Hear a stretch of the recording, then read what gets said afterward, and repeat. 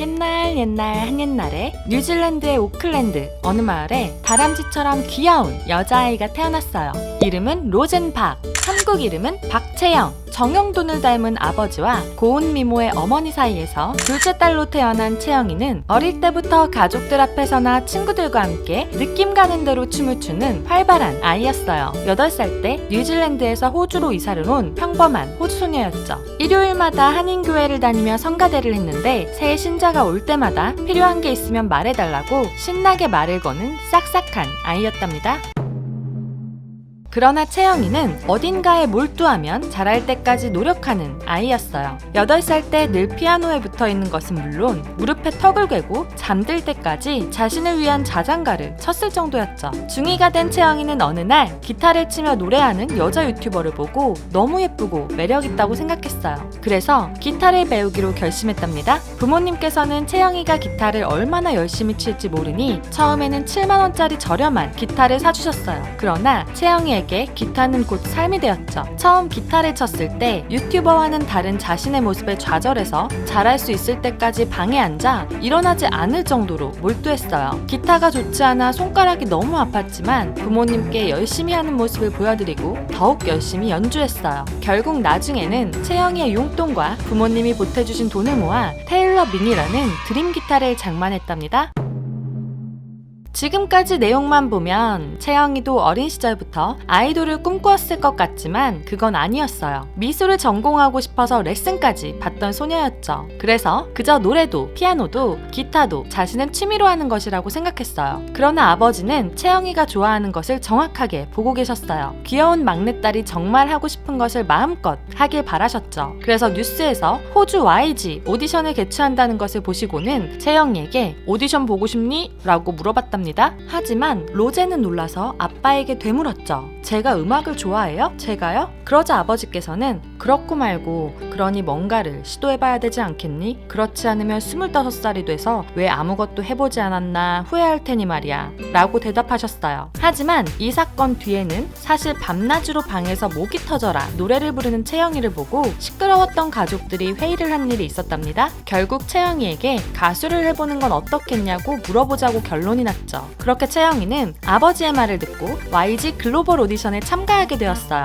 기타를 치며 제이슨 무라즈의 I Want to Give Up을 불렀죠. YG는 채영이의 음색과 재능을 바로 알아봤어요. 그렇게 채영이는 700대 1의 어마무시한 경쟁률을 뚫고 2달 내로 한국에 올 수 있냐는 연락을 받았답니다. 생각지도 못하게 오디션에 합격했지만 채영이는 여전히 가수가 되겠다는 자신감도 확신도 없었어요. 그리고 고작 16살인 자신이 가족과 떨어져 산다는 것은 상상할 수도 없었죠. 그러나 부모님과 함께 회사에 가자 생각은 180도 바뀌었어요. 과거에 기타 치는 예쁘고 매력적인 유튜버를 보고 자극을 받은 것처럼 춤도 노래도 멋지게 잘하는 연습생을 보며 자극을 받았죠. 그렇게 채영이는 학교를 중퇴하고 4년이란 길고 긴 연습생 생활을 시작했답니다. YG는 채영이의 노래가 인상적이었는지 들어오자마자 지드래곤의 미니 앨범 수록곡 결국에 피처링을 맡겼어요. 그러나 로제가 데뷔 멤버라고 확정한 것은 아니었죠. 그 당시 YG에서는 9명 정도의 커다란 걸그룹을 기획 중이었어요. 그래서 여자 연습생도 20에서 30명 정도 될 정도로 많이 있었답니다. 모두가 경쟁자였어요. 리사도 한국어 교육을 받고 내려오는 길에 새로운 채영이를 보고는 새로운 여자?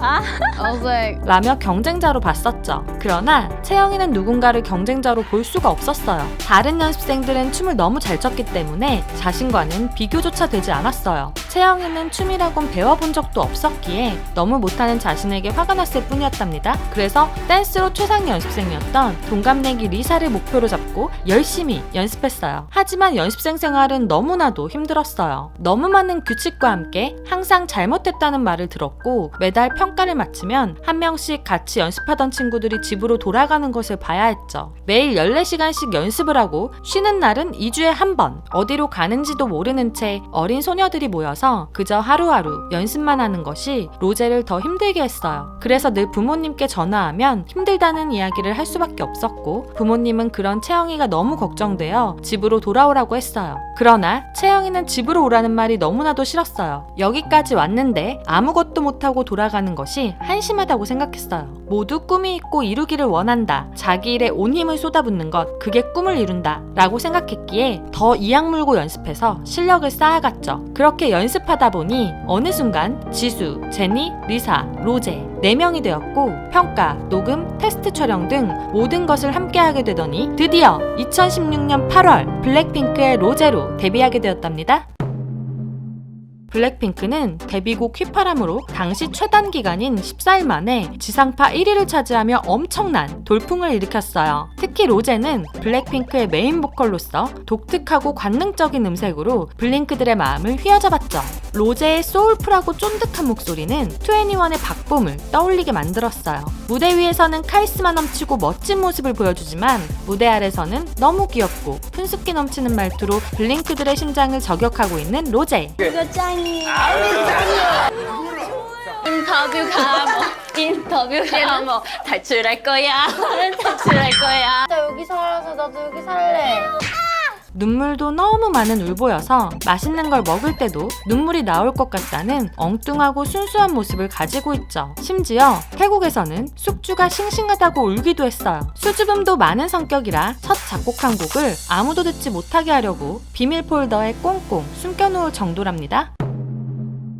로제는 언제나 음악에 대해 경외심을 가지고 있어서 아무 노래나 부르면서 작곡했다고 자랑하는 사람이 되기는 싫었어요. 그렇기 때문에 아직까지도 새벽 6시까지 홀로 연습을 하는 노력파죠. 스트레스 푸는 방법조차도 노래를 부르는 것이어서 너무 바쁠 때에는 자는 시간까지 줄여 노래를 부르는 로제였어요. 힘들었지만 언제나 음악과 함께였던 연습생 시절이 그립다고 말할 정도랍니다. 이런 로제이기 때문에 전 세계 팬들에게 사랑을 받는 블랙핑크의 메인 보컬이 된 거겠죠?